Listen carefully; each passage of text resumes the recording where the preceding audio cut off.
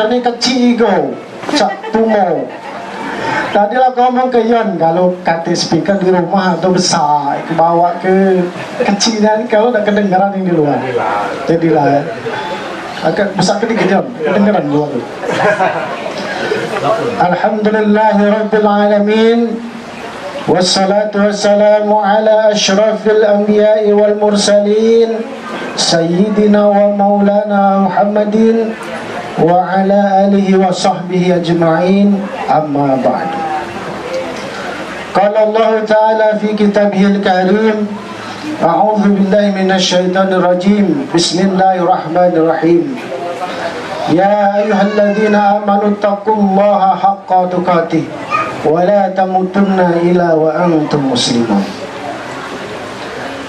Yang saya hormati Ustadz Supriyadi, ini tokoh masyarakat di perumahan Naurah 2, sekaligus juga merangkap MC ini.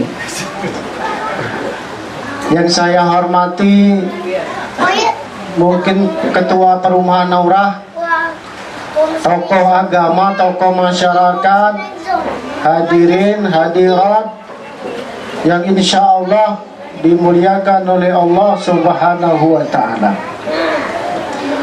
Bersyukur kita kepada Allah dengan mengucapkan Alhamdulillah, karena pada siang hari ini meskipun sedikit hujan, kita masih baca ngadiri meloi acara Walimatul Khitan dulur kita Oyon apa namanya? Oyon Panggar Besi ya. Ini kawan sekantor Bapak Ibu. Cuma di kantor tuh panggil Oyon, nama aslinya kadang lupa. Oyon sama kayak SOY. Jadi kemarin itu ayo Wibi tolong ceramah di rumahku gitu. Hai benar Yon, aku ini bukan ustadz ya, bukan. Tidak apa-apa, ceramah-ceramah baik. Kalau wong ringan balik, tenang baik aja. Kaget ada amplopnya. Ujar aku Yon, aku ini dakwah tidak ngurusi amplop jaku. Bukan juga isinya, jumlahnya. Iya. Kalau aku dakwah ini terserah Bu, dikasih payo, tidak jangan. Nah, Bapak Ibu hadirin yang saya muliakan, ini dari tadi berisik. Bapak Ibu, kita awali ceramah ini dengan hukum khitan. Jadi saya akan menjelaskan setengah jam lah kurang lebih ya. Tidak usah panjang-panjang ego. Kalau terlalu panjang kasihan ibu-ibu, kalau terlalu lebar kasihan bapak-bapak. Ah, tak nyambung bang. Hukum khitan. Apa sih hukum khitan itu? Awal muasal hukum khitan itu sunnah. Oleh karena dia merupakan perantara atau wasilah dari ibadah, maka menjadi wajib. Wasilah itu menentukan tujuannya. Contoh begini, naiklah kamu ke loteng. Perintahnya naik ke loteng. Tapi naik ke loteng butuh tanggung. Maka keberadaan tanggung itu menjadi wajib. Sama kayak ibadah, sholat. Sholat wajib. Oleh karena sholat tidak sah kalau tidak bersuci, sedangkan bersuci itu harus disunat, maka hukumnya menjadi wajib. Wajib ini ada perbedaan pendapat. Kalau untuk laki-laki, sebagian ulama sepakat wajib, karena dia bakal memotong kuluk atau ujung kemaluan laki-laki. Kalau tidak dipotong, ini bekas kencing, itu kaki nyangkut di ujungnya itu kotor, makanya harus dibersihkan. Termasuk kalau kita habis kencing, maaf itu harus diurut. Kalau untuk lanang ini ya, harus diurut. Cuma jangan lama-lama ngurutnya. Ya. Supaya apa? Supaya air yang ada di saluran itu keluar. Itu harus diurut, ini penting lah, harus disampaikan meskipun agak jorok. Dan juga jangan lupa berdehem. Supaya airnya keluar. Harus berdehem dan diurut baru dibasuh sampai bersih. Itu cara-cara membersihkan atau cara-cara kita membersihkan setelah kencing. Makanya sunat itu wajib karena harus dibersihkan kotorannya itu tadi. Sedangkan bagi wanita ini terjadi perbedaan pendapat. Ada yang wajib, ada yang sunnah. Karena apa sunnah? Karena itu memperindah dan mempercerah wajah wanita. Makanya teknisnya berbeda, Bapak Ibu.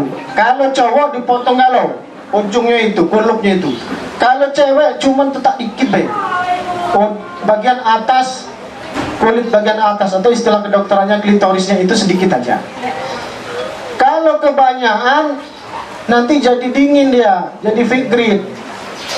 Makanya bapak-bapak kalau di rumah, kalau kira-kira bininya agresif, itu berarti pas, letaknya pas, tidak kebanyakan.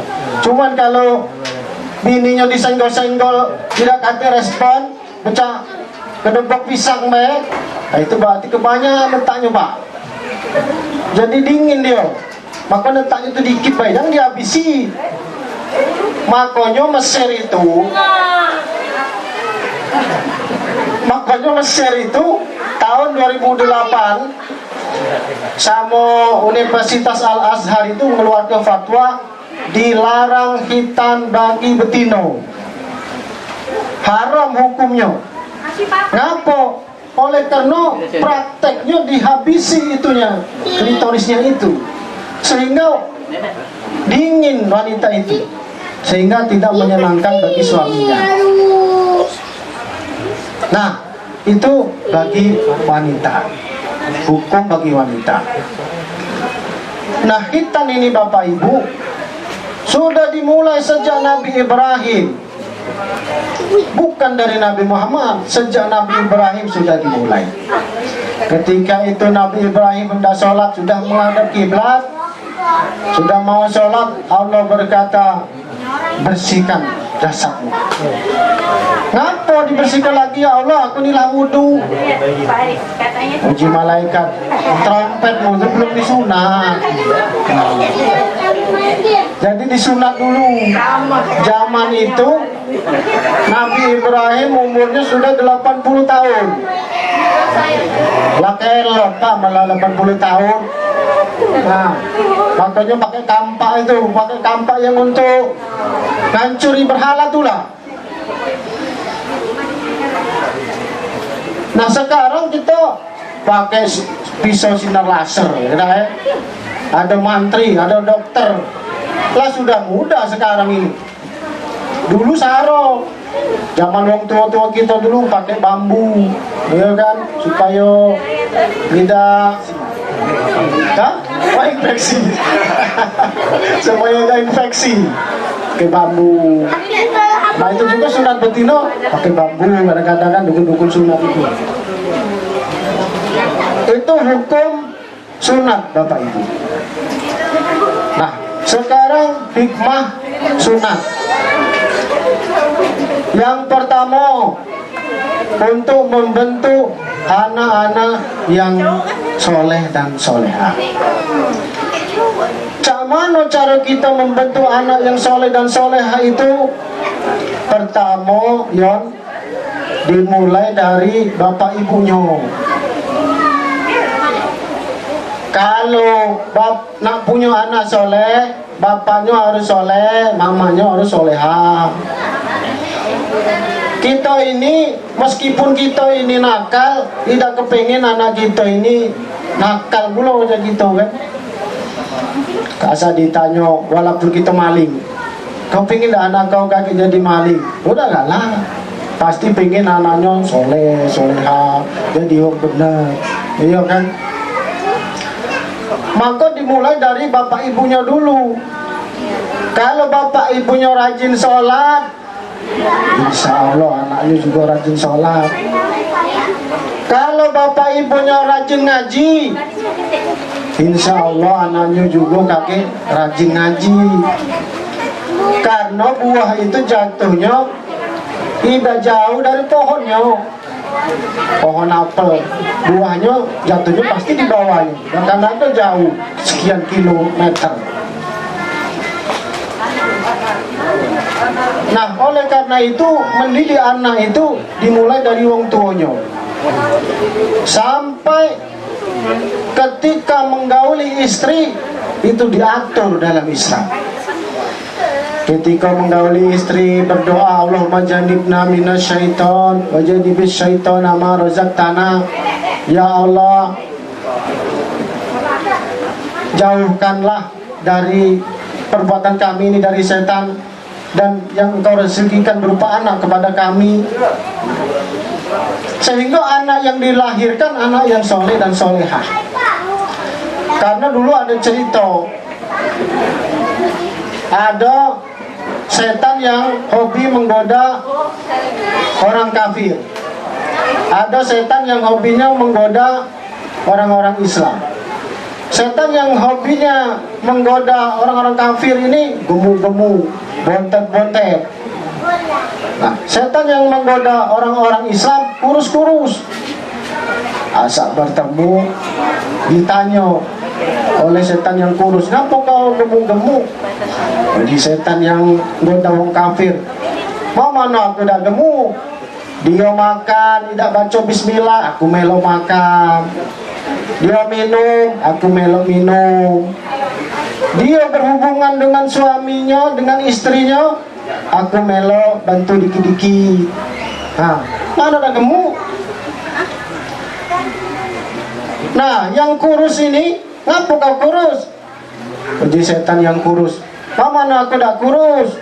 Wong Islam ini asal nak makan baca bismillah, aku dah baca melo makan. Sana minum baca bismillah, aku dah baca melo minum. Asal nak berhubungan dengan istrinya baca doa, aku dah baca melo bantu, terpaksa ngingoi bae."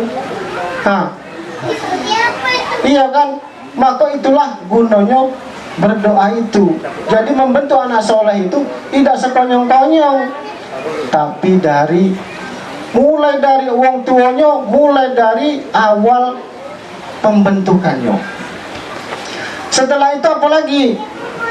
Memberikan nama yang baik. Nah, ini kan Muhammad Attar Rio Al-Faruq. Muhammad bagus, Attar itu bersih, ya, bersih, murni, suci. Al-Faruq itu bijaksana. Jadi ini doa supaya anaknya ini bersih, suci, kaki besarnya bijaksana. Itu doa yang bagus. Kadang-kadang kita ini dah mentang-mentang ada di Al-Quran juga nama Nur Jahannam. Oh, mentang-mentang ada di Al-Quran. Apa ada di Al-Quran itu? Ada lagi, maaf ini, dan ini nyata loh, masuk TV di SMK ini di Sukabangun, Bistek. Nama pengajarnya itu Saiton. Dulu viral itu dulu kalau pernah. Mau mana anak tiga nama setan itu, suruh jadi setan nama besarnya. Ada lagi, kalau mau Palembang ini gue rasa namanya Sangkut. Oh ya, pas lahir itu nyangkut apa mana? Gak ngerti ya bu. Bukan apa Bapak Ibu, kaget kalau dia jadi pejabat, jadi ustaz, ya, dia malu. Selanjutnya acara tausiah yang akan disampaikan Kiai Haji Al-Mukarram Sangkut adalah rumah. Iya kan? Dia nama yang bagus-bagus. Kalau penghambaan Hamid, Mahmud. Kalau pakai Asmaul Husna dikasih Abdul, Abdurrahman, Abdul Somad, Abdul Rahim. Wajib hukumnya dikasih Abdul, jangan cuman Asmaul Husna saja. Abdurrahman, Abdul Rahim, Abdul Somad, banyaklah nama Asmaul Husna itu. Ada juga pernah saya dengar itu dikasih nama Murtado. Murtad itu Pak, mau jadi anak surah murtad. Ada baru-baru ini nama itu ABCDEFGH, terakhirnya itu Zuzu. ABCDEFGH Zuzu. Ini nama model apa? Masa abjad ABCD? Manggilnya gimana gitu loh. Cobalah kita itu beri nama anak itu yang bagus-bagus, ya kan? Karena nama itu adalah doa. Kalau saya, orang tua saya itu Pak Bu kebetulan hobi wayang. Jadi nama saya ini dikasih nama wayang, Wibisono. Nama Wibisono itu pewayangan dari kerajaan Antasena. Itu adiknya Rawana. Iya, begitu Rawana meninggal digantilah oleh Wibisono. Jadi dia seorang pangeran, seorang raja. Ya saya pikir bagus juga kan, nggak ada jeleknya, walaupun bukan nama Islam. Nah sekarang ini ada seolah-olah kebiasaan malu memakai nama Islam. Malu kalau pakai nama Ahmad, malu kalau pakai nama Muhammad, malu kalau pakai nama Abdurrahman, Abdurrahim. Maunya pakai nama Barat, Michael Jordan, Abdul Smith. Terus pokoknya keren-keren lah nama-nama Barat, Bram. Tidak salah, cuman kita disunahkan pakai nama yang baik. Nah, setelah memberi nama yang baik, memberikan pendidikan. Ini penting Bapak Ibu. Sekarang ini penting, tolong diperhatikan ya. Banyak di antara kita ini yang menyekolahkan anaknya di sekolah Kristen, mohon maaf. Dosa Perius. Ya. Ada lagi satunya itu sekolah Saperius apa? Nah, Metodis. Tidak salah, tapi itu berbahaya bagi akidahnya, karena mereka bergaul dengan orang-orang non-Islam. Lama-kelamaan dikhawatirkan berubah akidah, karena mereka itu kebiasaannya ada pelajaran Kristen, ada pelajaran Katolik. Kenapa tidak disekolahkan di sekolah-sekolah Islam? Iya kan? Kalau TK Islami, SD Islami, SDIT, kan banyak sekarang. Itu yang penting. Itu nanti yang akan kita tunggu pahalanya ketika kita di alam kubur. Makanya sering saya katakan, kalau sekarang bapak-bapak merasa anak-anaknya itu baik-baik, itu belum tentu Pak. Kalau kita sudah mati nanti baru tahu. Jadi ketika kita mati di alam kubur, oh kita baru tahu ternyata yang kirim doa, kirim pahala ini anak aku yang pertama. Oh yang kirim pahala sedekah ini ternyata anak aku yang kedua. Nah anak aku yang ketiga di mana? Kirim doa tidak pernah, kirim pahala tidak pernah. Padahal waktu di dunia baik bukan main sama wong tua. Bisa jadi oleh karena pengen dapat harta warisan. Iya kan? Mangkok kalau kita lah mati baru tahu anak kita tuh berbakti apa tidak. Maka kita bisa mengukur sekarang ini. Kalau kita mati hari ini, kira-kira ada anak kita yang bakal doai kita. Ada tak kira-kira anak kita yang bakal kirim pahala sedekah? Ini pahalanya untuk almarhum bapak aku, ini pahalanya untuk almarhumah ibu aku. Kalau sampai belum ada yang kira-kira bakal ngirim kita pahala kaget ketika kita di alam kubur, alamat sengsara lah kita. Karena di alam kubur itu kita tuh nunggu pahala yang dikirimkan oleh anak-anak kita. Maka banyak orang itu yang nyesel. Mereka berkata di alam kubur itu, Rabbi laula akhartani ila ajalin qarib fa asaddaqu wa akum minas salihin. Ya Tuhanku, andai kata engkau tunda kematianku barang sebentar saja, maka aku akan bersedekah, maka aku akan beramal soleh, maka aku akan mendidik anak, dan seterusnya. Tapi semuanya sudah percuma, semuanya sudah terlambat. Ini yang ketiga, kewajiban orang tua untuk membentuk anak soleh. Yang keempat, mendoakan. Salasu da'awatin, 3 doa la turaddu, yang tidak akan ditolak oleh Allah. Yang pertama, da'watul walidi, doa wong tua, terutama ibu-ibu ini. Bu, nah ibu-ibu lah sibuk ngobrol. Bu, doa ibu ini jangan coba-coba bu, hati-hati nyebutnya. Masa anaknya nakal, kau ini nakal yang besar yang kau jadi maling, jadi maling yang besar. Hati-hati omongan. Kalau marah tuh, woi kau ini pinter nih ya, nih bisa jadi presiden nih. Nah itu kalau marah tuh, jangan dikatoi. Anak siapa nih kau nih, nakal nih. No, doa. Kaget ada malaikat lewat gitu. Nah ada malaikat lewat. Padahal malaikat tuh di kanan kiri dia tulah. Nggak pernah nunggu malaikat lewat. Salah kaprah kadang-kadang ini. Makanya ibu-ibu, bapak-bapak nih hati-hati. Karena doanya makbul. Nah, inilah resiko ceramah di tengah anak-anak. Itu doa ibu, doa bapak yang makbul. Maka doakan anak supaya jadi anak yang soleh. Tidak cukup yuk namo di sekolah ke, terakhir didoakan. Bapak ibu, ini yang pertama. Yang kedua, hikmah khitan itu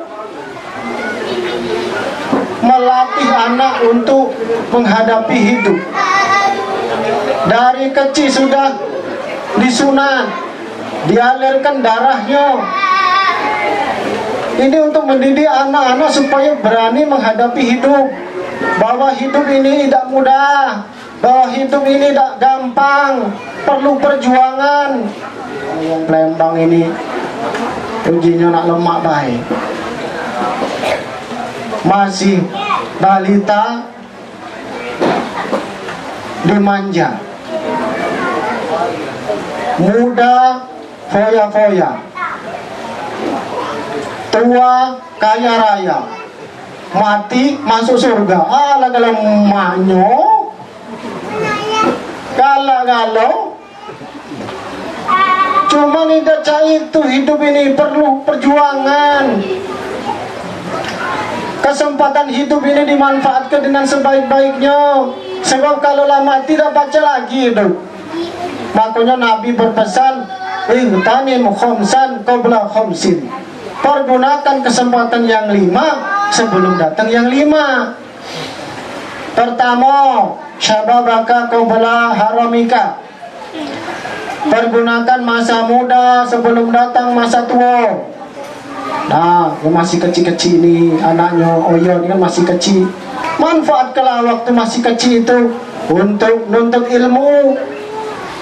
Karena masih kecil itu gampang kalau belajar. Ibaratnya belajar di waktu kecil itu bagai melukis di atas batu. Belajar di waktu tua bagai melukis di atas air. Gampang lupa, hari ini hafal, besok lupa. Hari ini ingat, besok tak tahu lagi. Tapi kalau masih kecil, hafal ya tadi lah. hafalan surah Al-Kahfi. Bagus itu. Aku lagi hafal. Iya. Luar biasa, terus diteruskan. Anak-anak seperti itu gampang, karena tidak banyak yang dipikirkannya. Nah, pergunakan waktu masih muda. Sebab waktu masih muda inilah Bapak Ibu baca ibadah maksimal, ruku baca sempurna, tegak baca sempurna. Kalau lah tua, sujud lama dikit encok kumat, iya kan? Tegak lama dikit, kaki lah gemeteran. Mumpung masih muda kita baca ibadah dengan sempurna. Tuh udah baca lagi. Makanya kadang-kadang artis ini berlomba-lomba pengen muda. Operasi plastik, operasi tarik pipi supaya pipinya kenceng. Nah, supaya awet muda. Cuma nggak baca. Sudah sunnatullah, uang itu pasti tua. Ini yang pertama nasihat Nabi. Yang kedua, waginaka qabla fakrika. Pergunakan masa kayomu sebelum datang miskinmu. Hidup ini Bapak Ibu berputar. Kadang di pojok, kadang di bawah, kadang kayo, kadang miskin. Oleh karena itu yang kayo jangan sombong, yang miskin jangan kecil hati. Mumpung kalau kayo, banyak-banyak sedekah. Percuma kayo rayo harta dah baca di bawah mati. Kata siapa? Baca di bawah mati. Harta baca di bawah mati Bapak Ibu.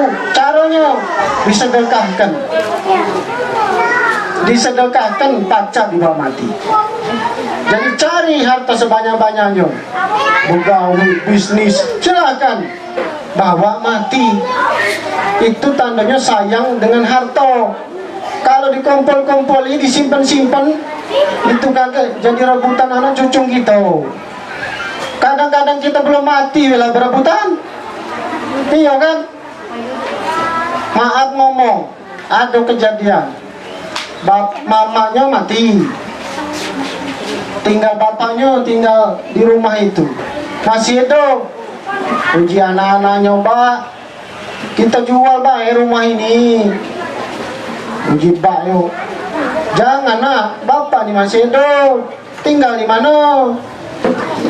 Uji anak-anaknya, sudahlah kami ini butuh dana, kita jual, bagi nak kakek Mbak itu melok siapa anaknya yang pengen dipeloi.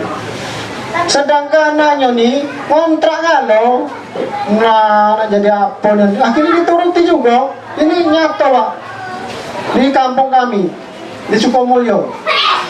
Akhirnya apa, melo anaknya yang kontrak sana sini. Nah jadi apa? Maka itulah pentingnya mendidik anak yang soleh itu. Dari kecil tadi diberikan pendidikan agama. Pentingnya pendidikan agama. Kadang-kadang kita gengsi-gengsian di sekolah internasional.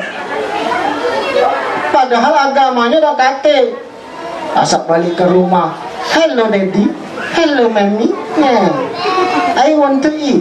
Nah, jadi orang Inggris. Bukannya salah, cuman agamanya yang harus didulukan. Jadi kewajiban orang tua itu bukan sudah disunat selesai, tidak selesai. Kasih cara sholat, kasih pendidikan cara toharo. Kalau sudah disunat terus tidak diajari lagi, sama kayak uang bangun rumah, sudah peletakan batu pertama, terus tidak hati lagi pembangunan. Yang tumbuh apa? Rumput. Anak juga mah itu sudah disunat, kasih pendidikan. Karena itu modal dasar. Bapak Ibu, itulah saja yang bisa saya sampaikan. Kurang lebih sudah setengah jam lebih. Mungkin Bapak Ibu juga sudah kelaparan. Tidak tahan lagi makan ini. Mudah-mudahan apa yang saya sampaikan bermanfaat. Siko dua ada yang nyangkut. Meskipun budak-budak rame, setidaknya ada siko dua yang nyangkut lah, yang pacar kita amalkan. Penceramah ini bukan berarti lebih bagus, tidak. Amo bae, cuman setidaknya saling mengingatkan. Itu bae. Ateng ke cucuk kayu. Thank you. Assalamualaikum warahmatullahi wabarakatuh.